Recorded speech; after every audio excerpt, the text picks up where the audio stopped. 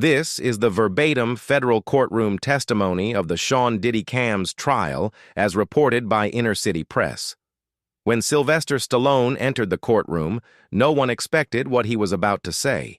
The Hollywood legend, known for his iconic roles as Rocky Balboa and John Rambo, brought a bombshell revelation that would not only deepen the case against Diddy, but also point fingers at some of the biggest names in the entertainment industry.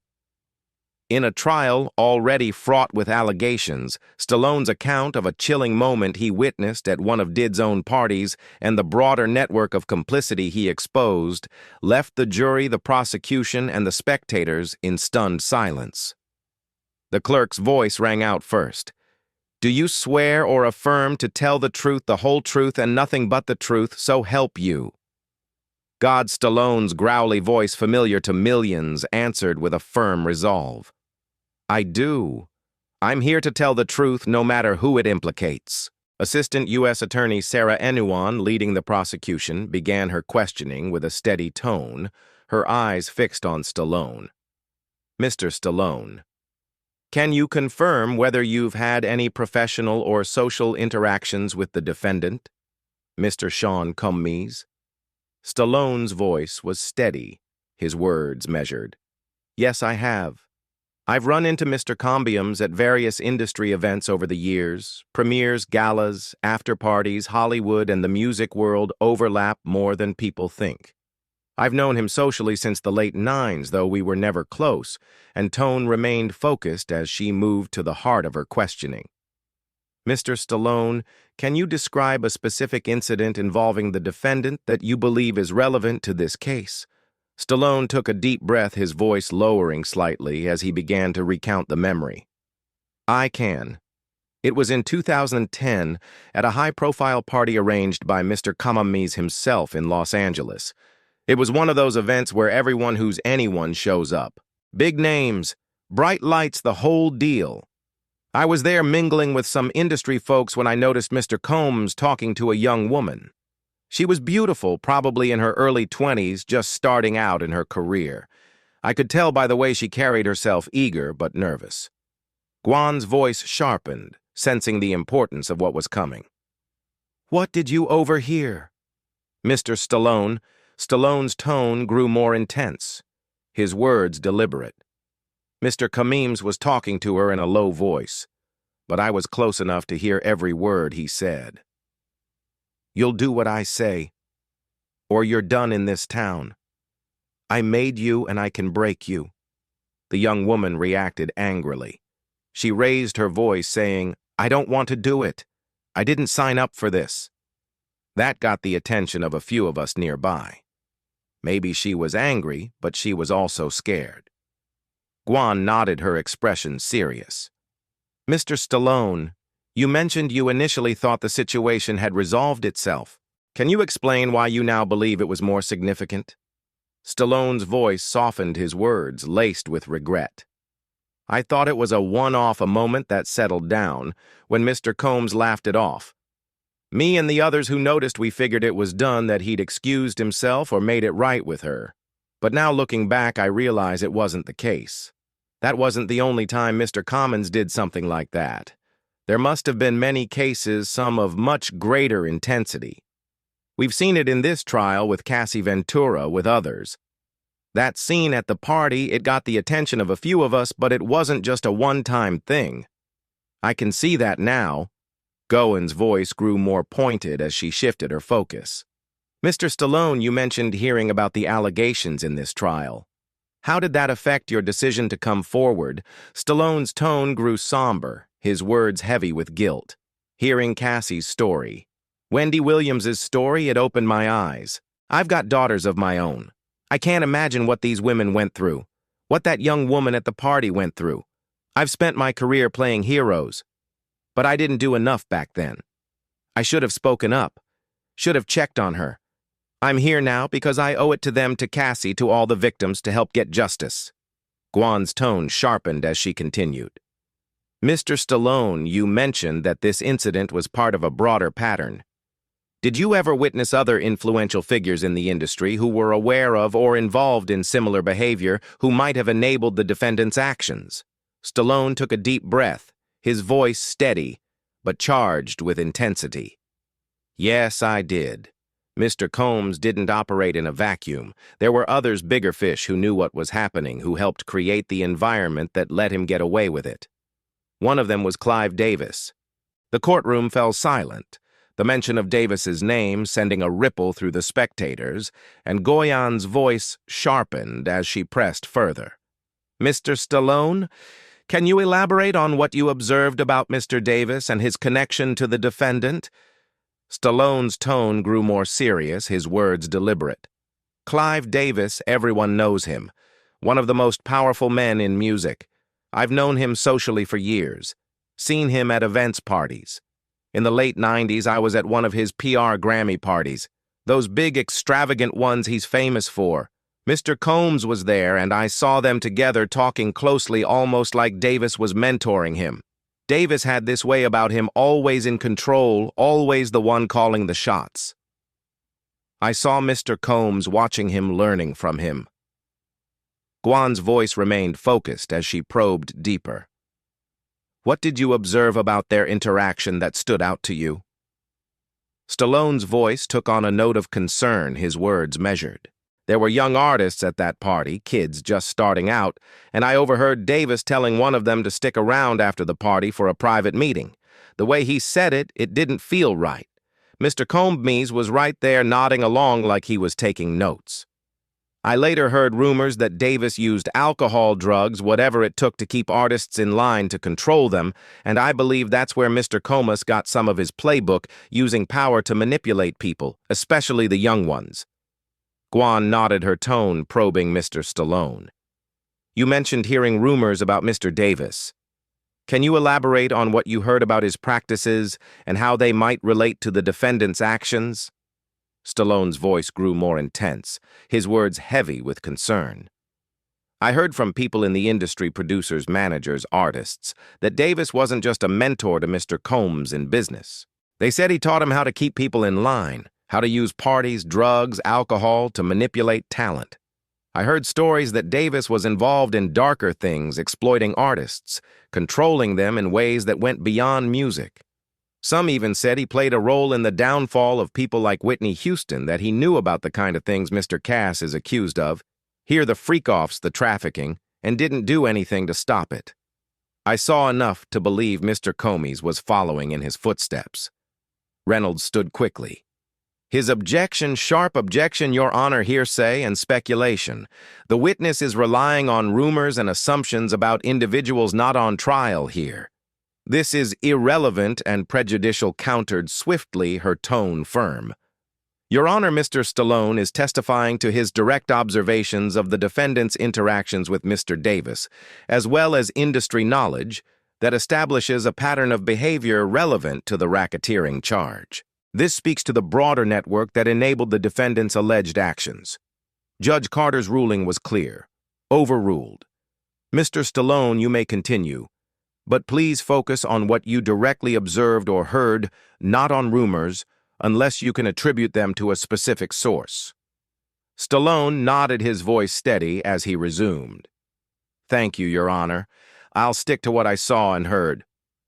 At another one of Davis's events around 2012, I saw Mr. Combs with a young artist, Justin Bieber. Actually, Bieber was just a kid then, barely 18, and Mr. Combs had him under his wing. I heard Mr. Combs say to him, "You've got to learn how to play the game, kid. Stick with me and Clive. We'll show you how it's done." It sounded a lot like what I'd heard in 2010 with that young woman. And knowing what I know now about the freak-offs, about the coercion, I think Mr. Combs learned that kind of control from Davis. Guan's voice sharpened as she continued. Mr. Stallone, you mentioned seeing Mr. Davis and Mr. Combs together at parties. Did you ever hear anything about their relationship that might suggest a deeper connection? Stallone's response was careful, his tone measured.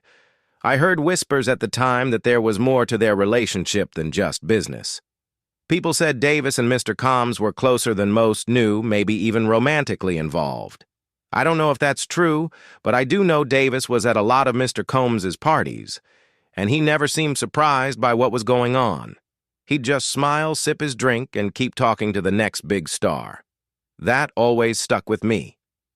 Reynolds stood again, his objection forceful. Objection, Your Honor. This is pure speculation and hearsay. The witness is making inflammatory claims about a personal relationship with no evidence, and it's irrelevant to the charges against Mr. Camas. Guan countered swiftly. Your Honor, the testimony establishes the defendant's connections to influential figures who may have enabled or influenced his alleged criminal behavior. It's relevant to the racketeering charge, which requires showing a coordinated enterprise. Judge Carter's ruling was firm, sustained in part Mr. Stallone.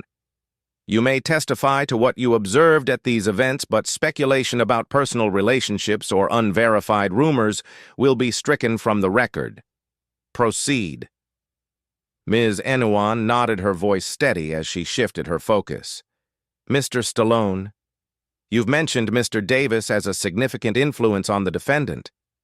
Were there other industry figures you believe were part of this network? Stallone's voice rose with conviction, his words cutting through the tension. Yes, there were Beyoncé for one. I saw her at several of Mr. Combs' parties in the early 2000s, back when she was with Destiny's Child and just starting her solo career. One of those parties, I think it was around 2003 in New York. I saw her there, and I know for a fact a freak-off happened that night. I didn't go into the room, but I heard the whispers, saw the girls coming out looking shaken. Beyoncé was in the main room, laughing, dancing like nothing was wrong. She had to know what was going on. Everyone did, but she didn't say a word.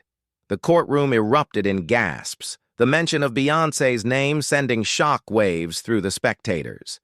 Diddy's face remained impassive, but his attorneys exchanged hurried whispers, sensing the escalating stakes. Guan's tone remained calm but pointed as she pressed further. Mr. Stallone, are you saying Beyoncé was directly involved in these activities? Stallone's response was careful, his voice steady. I'm not saying I saw her in those rooms, but I'm saying she was there. She saw the same things I did, and she didn't do anything about it. She was already a star by then. She had power influence. If someone like her had spoken up, maybe things would have been different, but she didn't. She kept climbing, kept winning, while people like that young woman I saw in 2010, like Cassie Ventura, suffered. Cassie's quiet sobs grew louder from the gallery, her hands covering her face as Stallone's words hit home. The jury sat riveted, their expressions a mix of shock and contemplation. Guan's voice softened slightly, her tone compassionate. Mr. Stallone, why do you believe figures like Mr. Davis and Beyoncé are relevant to this trial? Stallone's voice trembled with emotion, his words raw and heartfelt, because Mr. Camas didn't do this alone. He was part of a system that people like Clive Davis helped build, that people like Beyoncé benefited from. They're the bigger fish, the ones who set the stage for all of this. I'm not saying they're guilty of the same crimes, but they knew, they saw, and they stayed silent. And now they're out there free. While victims like Cassie, like that young woman I saw in 2010, carry the scars. I'm asking this court to look at the whole picture, to investigate everyone who enabled this, not just Mr. Combs. The courtroom fell silent. The weight of Stallone's plea hanging in the air, Guan's voice was steady as she concluded her questioning. Thank you, Mr. Stallone. We have no further questions at this time. Your Honor, Judge Carter's tone was measured as she addressed the defense. Mr. Reynolds, do you wish to cross-examine the witness? Reynolds stood, his voice calm but probing. Yes, Your Honor, Mr. Stallone. Let's be clear. You're making serious allegations against individuals who aren't on trial here. You've admitted you didn't see Mr. Davis or Beyoncé directly involved in any of the activities. Mr. Combs is accused of correct. Stallone's voice was firm, his tone unwavering. That's correct. I didn't see them in those rooms, but I saw them at the parties. I heard the rumors about Davis. I saw the culture they were part of. They knew what was going on. Everyone did. Reynolds's tone grew sharper, his questions pointed. So your testimony is based on hearsay and assumptions, not facts. You're asking this court to believe that Mr. Davis mentored Mr. Comey's in criminal behavior, that Beyoncé was complicit, all based on whispers and your own interpretations. Is that right? Stallone's voice rose, his frustration. Evident. I'm telling you what I saw, what I heard, what I know. I've been in this industry for 50 years. I know how it works. People don't speak up because they're scared, because the system protects the powerful. I'm speaking up now because I can't stay silent anymore.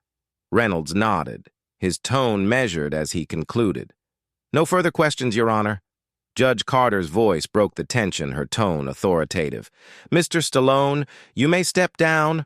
We'll take a brief recess. As Stallone's testimony concluded, the courtroom remained charged with the impact of his words, the names of Clive Davis and Beyoncé now echoing in the minds of everyone present. The prosecution team moved quickly to record Stallone's statement, noting the names he'd provided for potential further investigation. Nugent met with Stallone after the session, her voice steady as she spoke. Mr. Stallone will need to go through these allegations in detail. Any specific events, conversations, or individuals who can corroborate what you've heard about Mr. Davis and Beyoncé. Stallone's voice was resolute, his tone determined. I'll give you everything I've got. I've seen too much kept quiet too long. It's time for the truth to come out. Guan nodded, her expression serious. This could lead to a broader investigation into the industry. Your testimony has given us a lot to work with. We'll follow up on every lead. Outside the courthouse inner city, press reporters swarmed their reports, capturing the explosive moment that had unfolded. One journalist's voice was urgent as she spoke into her microphone. Sylvester Stallone's testimony today has blown the lid off the entertainment industry's darkest secrets. By naming Clive Davis and Beyoncé as part of the network that enabled Sean Diddy's alleged crimes, Stallone has turned this trial into a referendum on the entire industry. His allegations tying Davis to a culture of manipulation and suggesting Beyoncé's complicity could spark a wider probe into Hollywood and music's power players. Another reporter chimed in his tone. Grim Stallone's call for accountability has resonated with victims like Cassie Ventura, who was visibly emotional during his testimony. With the prosecution now armed with new names to investigate, Diddy's defense faces an even steeper challenge. This trial just got a lot bigger and a lot messier. As the report spread, the public reaction was swift, with social media erupting over Stallone's testimony and the implications for figures like Davis and Beyoncé. The trial day may have ended, but the fallout from Stallone's words promised to reverberate far beyond the courtroom, challenging the industry to confront its complicity in the alleged crimes at the heart of Diddy's face.